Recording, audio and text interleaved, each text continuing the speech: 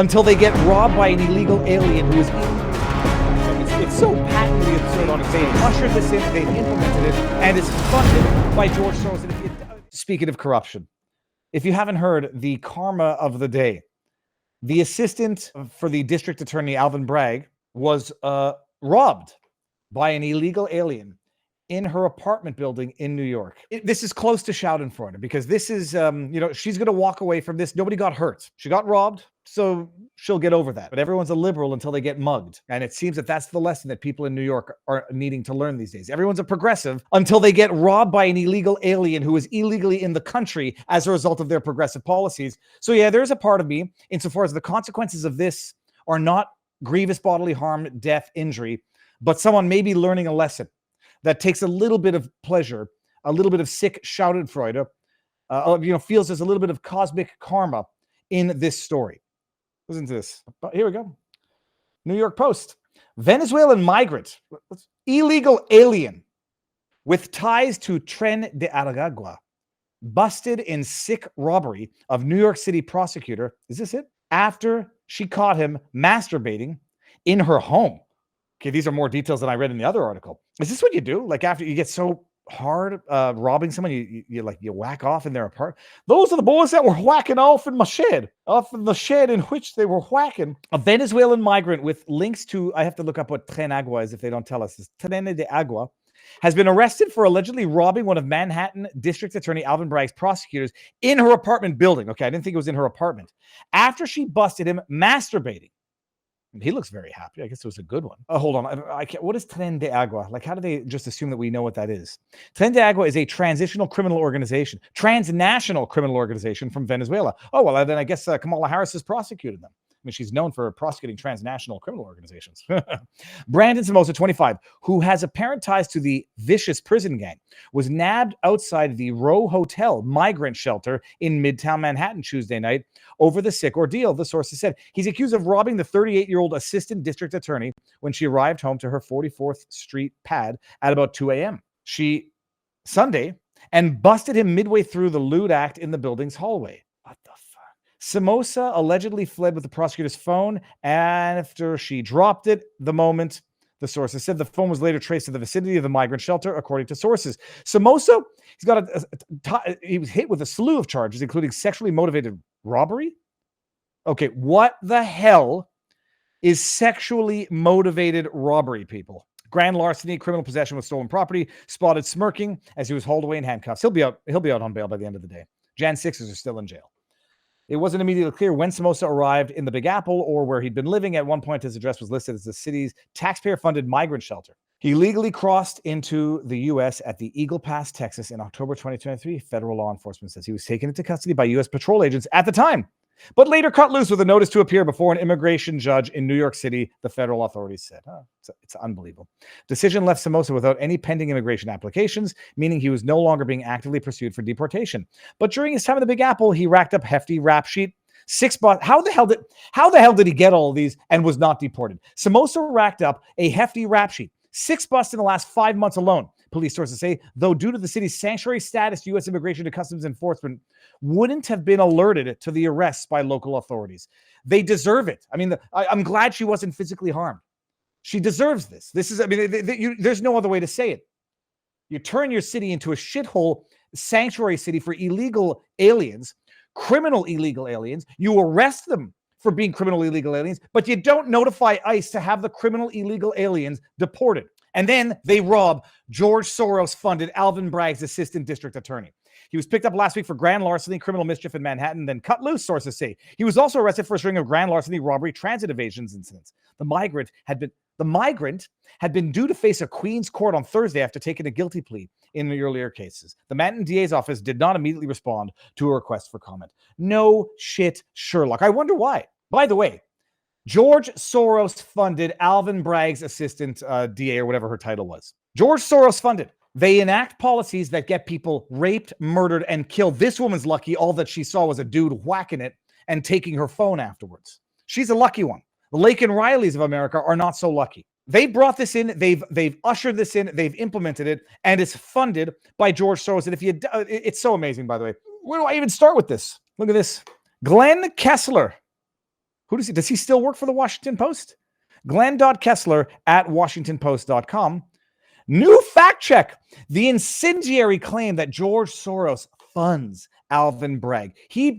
This Glenn Kessler, with a straight face and purported journalistic integrity, debunked the claim. We'll get there in a second. Listen to this. Readers added context. Soros donated $1 million to the Color of Change Political Action Committee, the largest individual donation it received in 2020 election cycle, days after it endorsed Bragg for district attorney and pledged more than $1 million in spending to support his candidacy. And the candidacy. That sounds weird, that word. We got to read the article. It's going to blow your freaking mind. The degree. I wonder why the Washington Post is looking for, conservative or AKA honest journalists. I'm not going to get there. I'll go to another fact check that fact checks the fact check to get the highlights. Oh, by the way, he gave it 4 Pinocchios. Which one do I want to take here? Let's go with.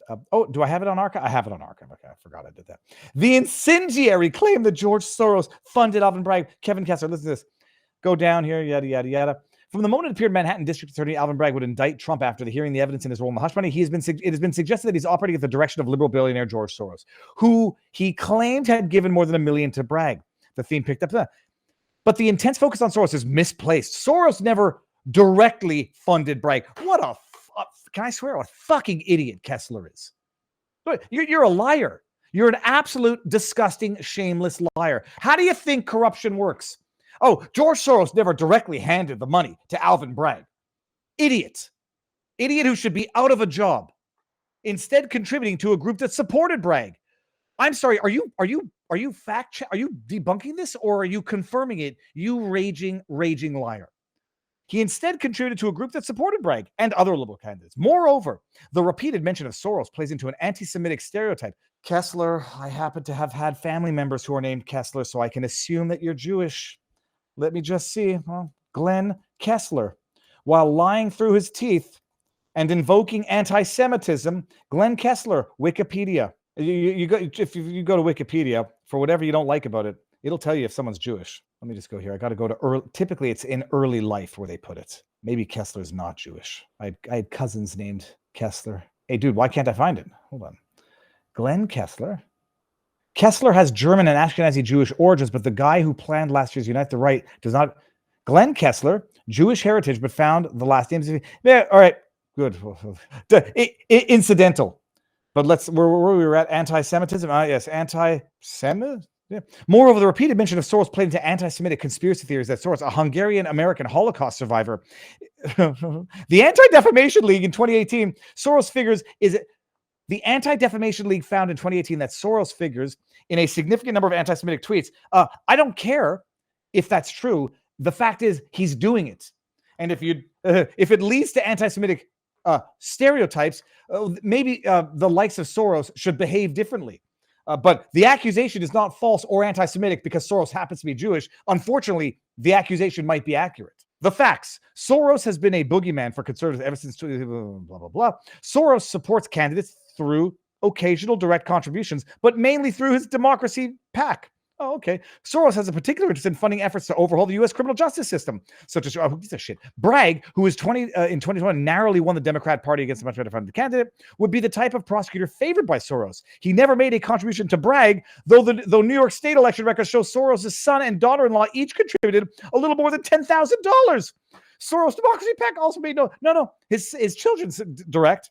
He gave $1 million to Color of Change the day after they announced it and pledged more, and they went on to contribute to his campaign. My goodness. On May 14th, Soros sent $1 million to Color of Change. While it appears like careful coordination, both Soros and Color of Change say the two events are unrelated. Oh, okay. Don't trust your lying eyes, people. While it appears to have occurred in contemporaneous temporal order of act, promise, and donation, the liars say that it's unrelated. Color of Change says it makes decisions on whom to endorse without inputs for donors. They got the money after they said it. In any case, Color of Change never met the $1 million goal. Let me see. Does he actually give it? The Pinocchio test. Republicans are being slippery here. Oh, no, they're not. Kessler, you're being slippery here. Claiming Soros funded Bragg is simply false, but many rely on the more ambiguous phrase backed, which is technically correct by several degrees of separation. No, just one. In fact, Just one, and not even one. His children, 20,000 total, and him, 1 degree. The incendiary focus on Soros raises more difficult questions, given the tenuous connection between Soros and Bragg. Tenuous, you idiot. It's a dangerous game that plays into stereotypes of rich Jewish financiers secretly controlling events. You know what plays into the stereotype of rich Jewish financiers secretly controlling events? Rich Jewish financiers secretly contributing to control events. That's kind of what plays into the stereotype, you dumbasses. Oh my goodness, 3 Pinocchios. He didn't give it 4 Pinocchios. He gave it 3 Pinocchios. I don't even think we need to go into the fact check of that fact check. It's so patently absurd on its face. It's a bloody sick joke is what it is. Oh, but I still think, is Glenn, there's no way that Glenn Kessler is not Jewish himself. Hold on. Glenn Kessler, American writer. Not that it matters at all, because either way it's absurd, but it's either self-serving